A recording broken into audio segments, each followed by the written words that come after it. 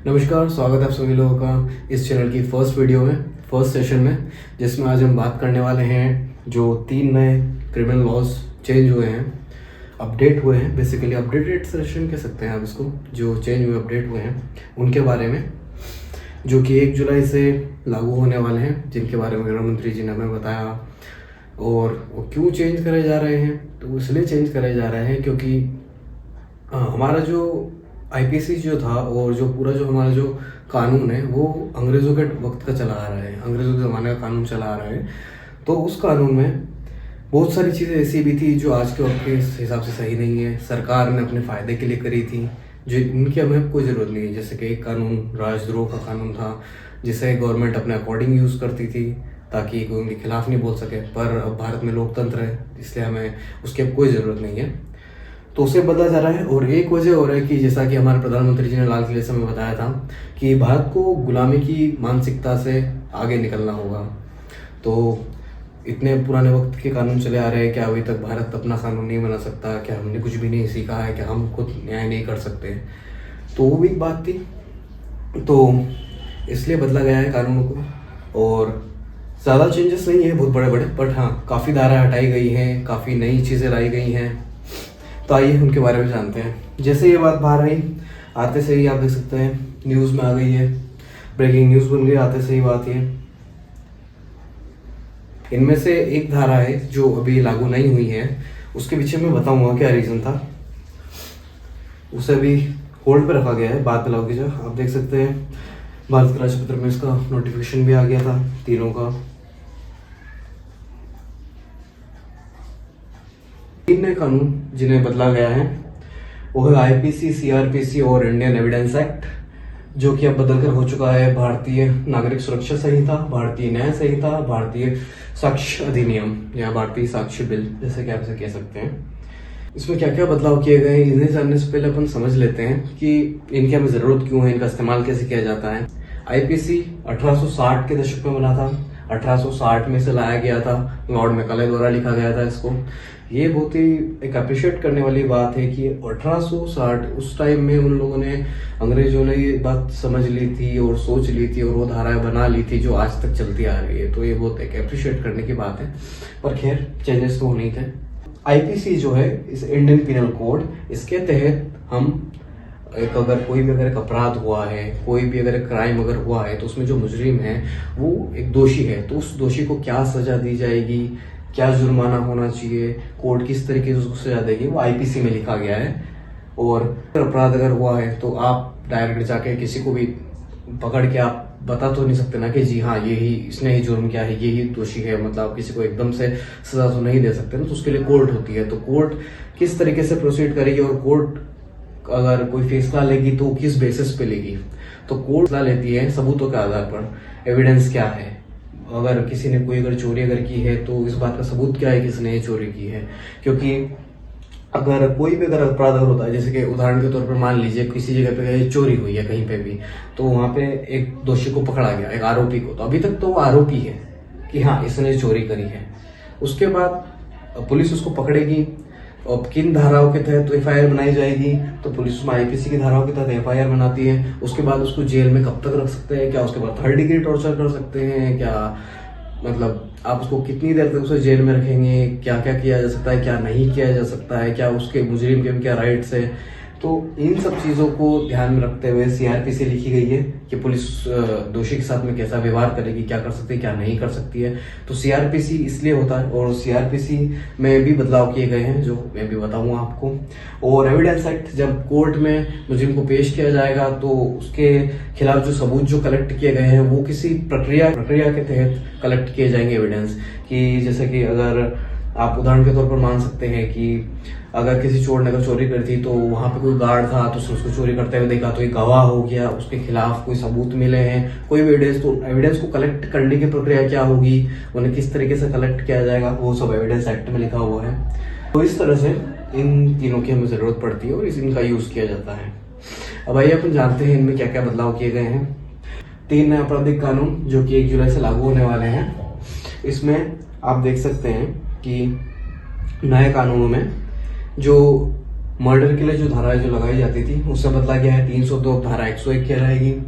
और जो ठगी के लिए लगाई जाने वाली धारा थी 420 अब वो 316 हो चुकी है। हत्या के प्रयास में जो धारा लगती थी 307 अब वो धारा 109 कहलाएगी। और दुष्कर्म के लिए बलात्कार के लिए जो धारा लगती थी अब वो 376 अब वो धारा 63 हो चुकी है।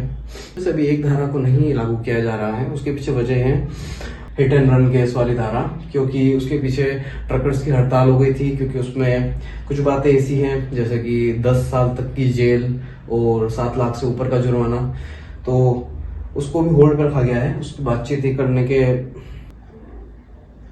अब आइए जानते हैं क्या है IPC, Indian penal code. IPC की शुरुआत ब्रिटिश शासन काल के दौरान भारत में पहले कानून आयोग की सिफारिश से हुई थी 1860 में, जैसे कि मैंने आपको बताया था। 1860 में इसकी सिफारिश की गई थी, पर इसे लागू किया गया था 1 जनवरी 1862 को।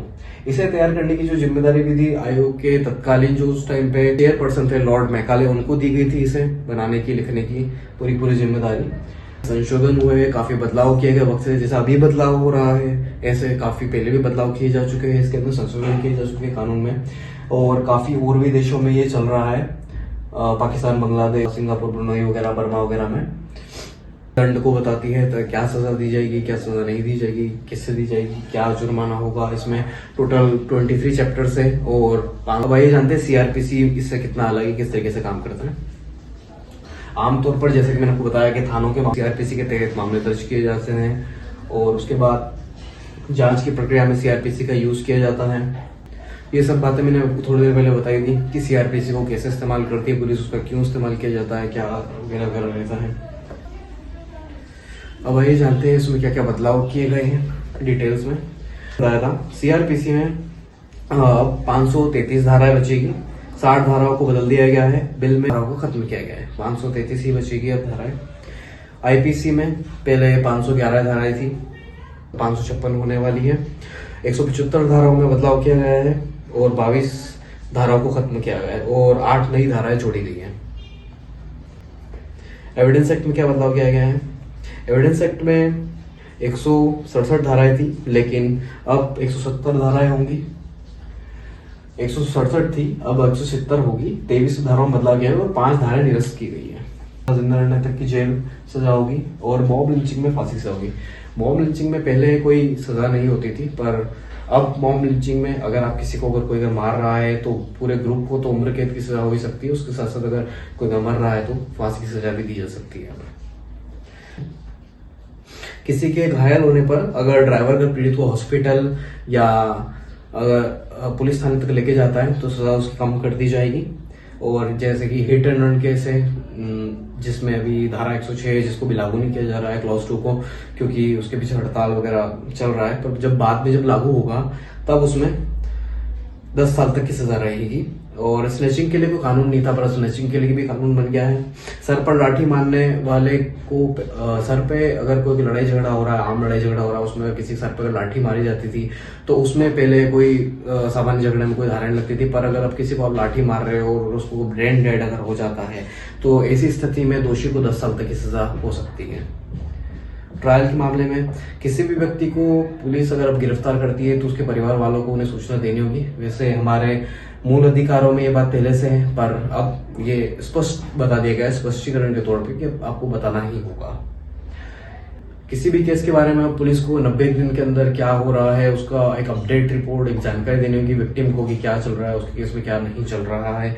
और अगर आरोपी अगर 90 दिन के अंदर कोर्ट के सामने अगर पेश नहीं होता है, और अब पहले क्या था कि आरोपी क्या है कि फरार बताती थी पुलिस, जैसे कि कोई अगर मुजरिम अगर फरार है, आ नहीं रहा है तो कोर्ट में बस बताया जाता कि ये फरार है। अब अगर 90 दिन के अंदर अगर वो आता नहीं है कस्टडी में या कोर्ट में अगर वो हाजिर नहीं होता है तो ऐसी स्थिति में ट्रायल्स फिर भी शुरू कर दिया जाएगा, चाहे आरोपी आए या ना आए, ट्रायल शुरू कर दिया जाएगा। उसे गैर मौजूदगी में उसके ऊपर मुकदमा चलता रहेगा और फैसला भी आ जाएगा, और जिस भी दिन वो पकड़ाएगा तो उसे डायरेक्ट सजा हो जाएगी। फिर ट्रायल वगैरह का उसे मौका नहीं दिया जाएगा, डायरेक्ट जैसे ही पकड़ में आएगा वो उसे डायरेक्ट जो उसकी सजा दी गई है वो सजा हो जाएगी। अगर जेल लिखी गई तो जेल हो जाएगी। कोर्ट के लिए भी काफी बदलाव हुए हैं। अब ट्रायल कोर्ट को फैसला अधिकतम 3 साल के अंदर देना रहेगा। मुकदमा समाप्त होने के बाद जज 43 दिन के अंदर फैसला देना होगा। पहले क्या है कि मुकदमा खत्म होता था, फैसला आने में वक्त लगता था, अब उसकी एक डेडलाइन दे दी गई है, 43 दिन के अंदर फैसला देना होगा। और फैसले के 7 दिन के भीतर सजा सुनानी होगी। अब दया याचिका सिर्फ दोषी ही कर सकता है। पहले एनजीओ के माध्यम से दया याचिका या किसी भी संस्था के द्वारा डाली जाती थी, अब वो नहीं हो सकता। अब सिर्फ और सिर्फ दोषी ही दया याचिका कर सकता है। एक बार और नजर डाल लेते हैं क्या क्या धाराएं बदली गई है उनके ऊपर। 302 लगती थी, वो 301 है। धोखाधड़ी के लिए 420 जो लगती थी वो 316 है। अपहरण के लिए 362 जो लगती थी वो 135 है। बलात्कार के लिए 375 376 लगती थी वो धारा 63 है। 304 भी अब वो धारा 799 है। भीड़ भाड़ में हंगामा करने पे धारा 144 लगती थी, वो 187 हो चुकी है। 500 में मानहानि का मुकदमा दर्ज किया जाता था, अब वो धारा 354 में होगा। राजद्रोह का कानून जो कि 124 से होता था, ये 150 हो चुका है। देश की गतिविधियां जो 121 ए में आती थी, अब वो 146 में आएगी। देश के खिलाफ षड्यंत्र में 121 अब 145 हो गया है। आत्महत्या के लिए उकसाने में 306 अब 106 में आएगा। अब हेड स्पीच में भी कानून आ गया है, हेड स्पीच के ऊपर भी कानून आ गया है। अगर कोई भी अगर भड़काऊ भाषण वगैरह देता है तो उसमें 3 साल तक की सजा है।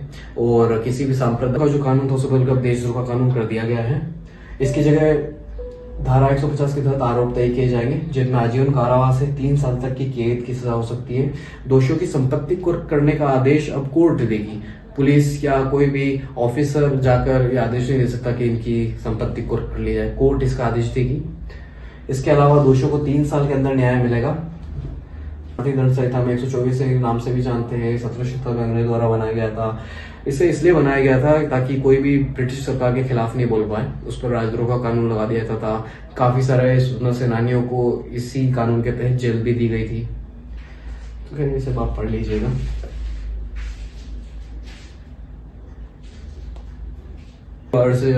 है जो पुराना आईपीसी और सीआरपीसी और एविडेंस एक्ट को पढ़कर प्रैक्टिस कर रहे थे, उन्हें नए कानूनों को भी याद करना होगा, नई धाराओं को भी याद करना होगा, पुरानी भी याद रखनी पड़ेगी। अब तो थोड़ा सा मेहनत का काम होने वाला है इसमें, दोनों को याद करना पड़ा, क्योंकि पुराने जो केसेस है वो पुरानी धाराओं से चलेंगे और नए केसेस नई धाराओं से चलेंगे, तो दोनों धारा याद रखनी पड़ेगी। तो ऐसे में वकीलों के लिए काफी। और टेरर एक्ट और संगठित अपराधों में क्या बदलाव किया गया है, तो यूएपीए के तहत जो आतंकवाद से संबंधित अपराधों को डील किया जाता था उसके लिए तो ऑलरेडी मकोका है।